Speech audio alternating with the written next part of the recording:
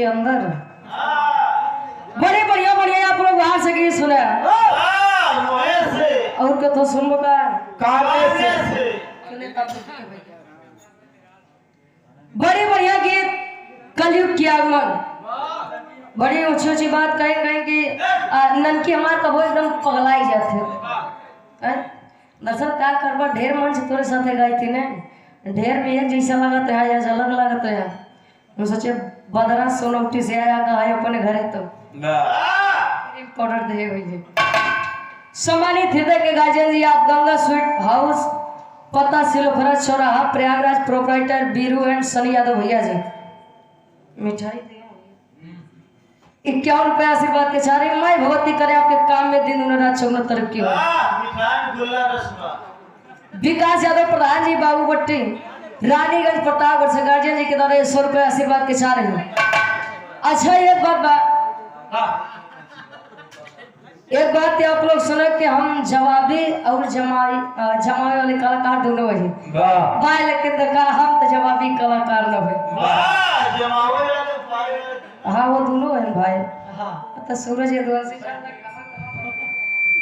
ए भैया आज जवाबी कलाकार है अच्छी बात है 10 साल आपको बिरहा में रहते हो गए हैं आपके से मैंने सुना है ज्यादा 3 साल के घर की वक्त है हमारे तरी क्षमता नहीं बाकी आपके गाने पर टीका टिप्पणी करी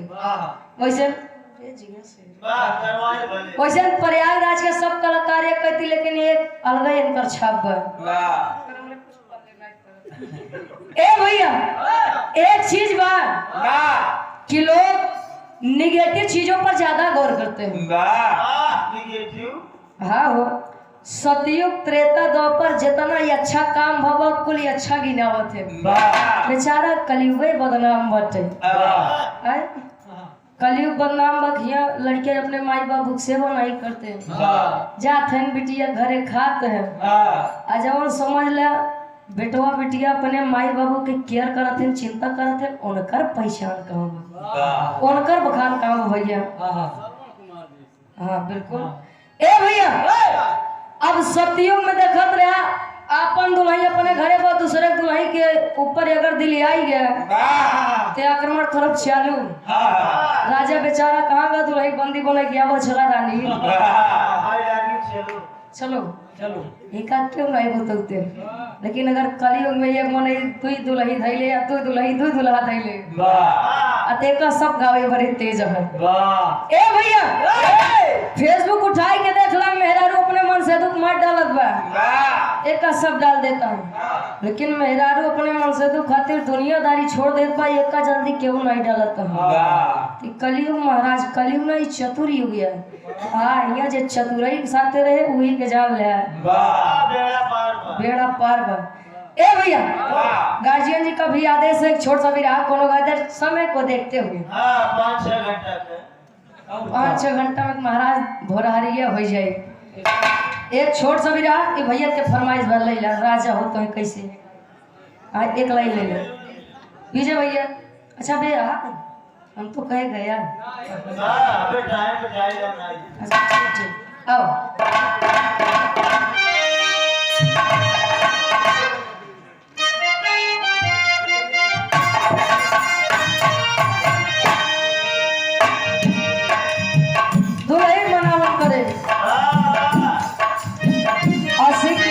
से भैया चल के आया भदोही से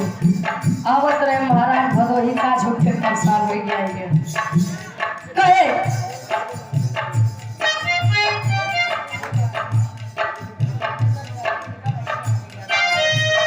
राजा हो तो है कैसे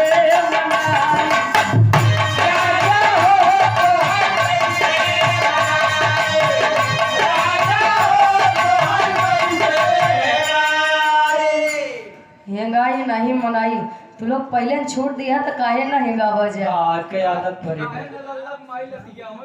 ए भैया पहले के दादा लोग अगर एक बार काकी दाई लोग को कुछ कह दे पहले के समय में पति परमेश्वर रहा आज भी पत्नियां मानती है लेकिन समय सबका आता है पहले रघुकुल रीति सदा चली आई हाँ जाता कहे अरे रतिये में हमरे तला गयो भाई दुल्हा हो आत्मा रूपी दुल्हन परमात्मा रूपी दुल्हन के वर्णन है। अरे रतिये में हमरे तला गयो भाई राजा हो तो है कैसे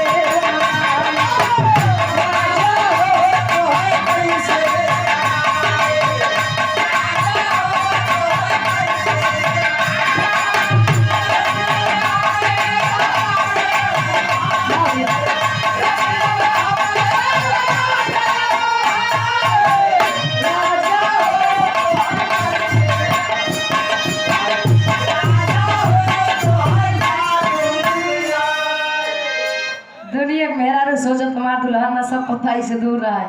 तार वाली पूछा थे का यार सोचे थे जैसे दारू पी का तो लोटा ही रहा। अच्छा अच्छा अब दुल्हन आगे कहे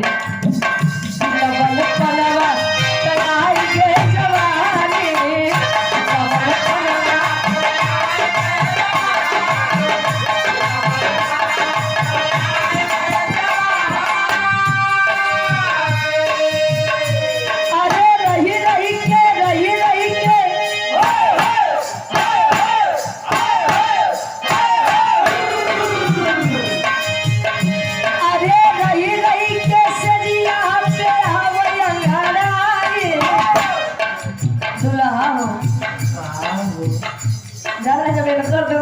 मेल होता है मिलान होता है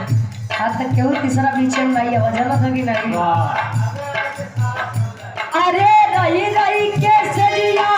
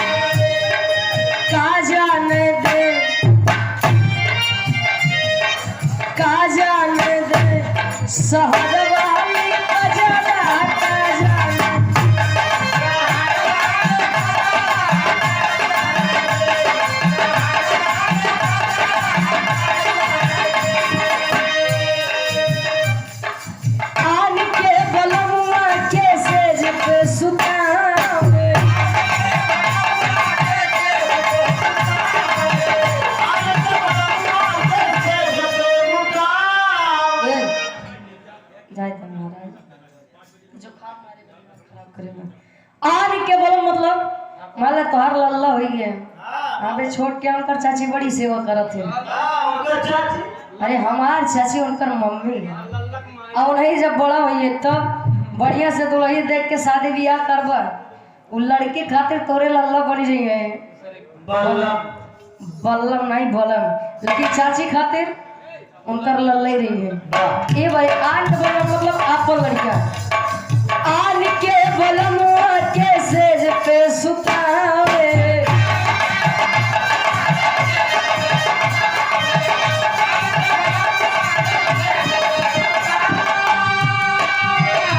अरे अपने बलम के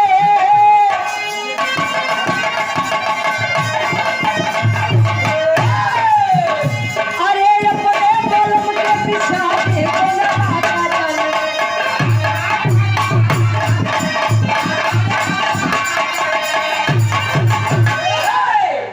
महाराज हमारी तरफ से छोड़ सभी रहा